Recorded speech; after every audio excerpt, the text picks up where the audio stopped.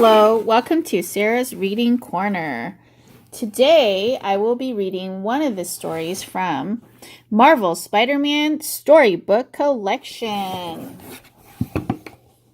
I will be reading Spider-Man Climate Calamity.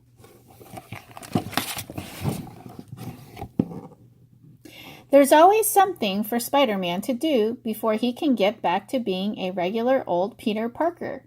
On one wintry day, the Scorpion kidnapped J. Jonah Jameson again, because the villain liked JJ even less than Spidey did. "You're to blame for the Scorpion's attack, Spider-Man," JJ yelled. But Spider-Man saved the day, even though it meant helping someone he didn't like. That's what heroes do. "Thanks, Spider-Man," one of the police officers said. JJ immediately shouted, "Yeah, thanks for nothing, webhead."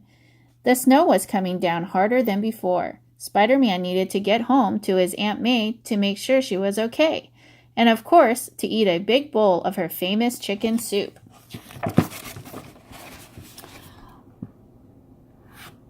On his way home, Spidey heard someone calling for help from a playground.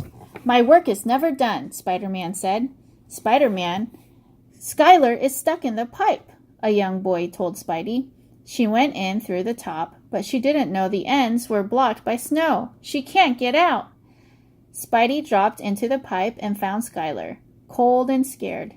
"Don't worry," Spidey said. "I'll get you out of here." Spider-Man pulled Skylar out of the pipe and returned her safely to the ground. "Thanks, Spidey," Skylar said as Kale, the eldest boy, gave her a big hug. The kids told Spider-Man their names. Oliver was one who had called out for help. Then there were Ellie, Gavin, Miles, Skylar's younger sister, Riley. Oliver said, "It sure is getting cold, huh, Spider-Man?" The heroic web slinger replied, "If it's getting cold, then we better get a move on, shouldn't we?" Oliver looked around, a little confused. "You mean you're going to help us get home?" "I wouldn't be a friendly neighborhood Spider-Man if I didn't," Spidey said. "Now bundle up. You're not the only ones who need rescuing today." "I know we're small, but can we help too?" Skylar asked. "I'm sure we can find a way," Spidey replied. On their way to Gavin's house, the kids spotted Captain Stacy's police car caught in a snowdrift. "Well, we can't let the police get stuck in the snow when they're supposed to be helping everyone else," Spider-Man declared. He spun his powerful webs and towed Captain Stacy's car free. The kids were sitting on top of the car, laughing with delight as it moved slowly through the snow. "But I don't want to go home," Gavin said. "This is too much fun." "I'm having fun too," the web slinger said. "But we've got to get everyone home tonight, and that includes me. I have family waiting too." After dropping Gavin off, the wall crawler and the remaining 6 children started to cross the Queensboro Bridge. But the road was slippery, and the fire department needed help melting the ice. Spider-Man got an idea. Up and around, the kid swung on his webs, sprinkling salt across the road.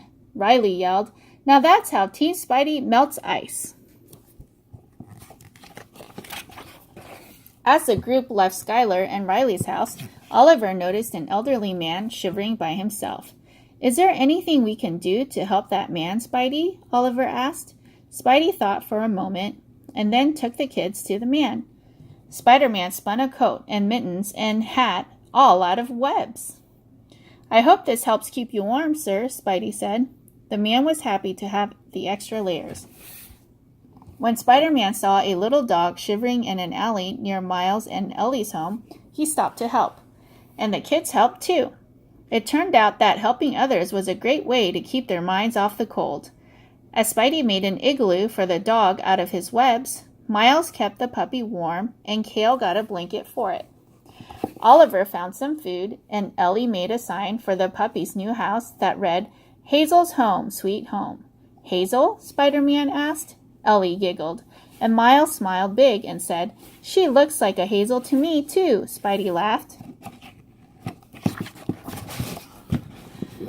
Oliver and Kale were the last of the kids to get home. and boy, were their parents glad to see them. Mom, Dad, SpiderMan got Skylar out of a pipe. And then we helped firefighters and cop cars. Can you believe it? Oliver said. Thanks for helping us get home, Cale said as he waved to their hero. SpiderMan was so proud of the kids. They were heroes too. As he swung home, Spidey realized he was late getting back to Aunt May. After a quick change out of his costume, Peter Parker, goofy winter hat and all, finally arrived home to his Aunt May. But Peter knew he was late. Just as he started to say he was sorry, Aunt May said, "Now, don't you go apologizing to me, Peter.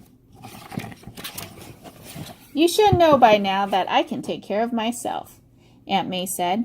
"But it looks like you're catching a cold. Sit down and let me take care of you."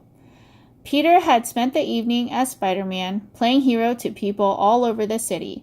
But even superheroes need to be rescued sometimes, and Aunt May would always be Spidey's hero. That's it for Spider-Man's Climate Calamity. Thanks for joining me in Sarah's Reading Corner. See you next time!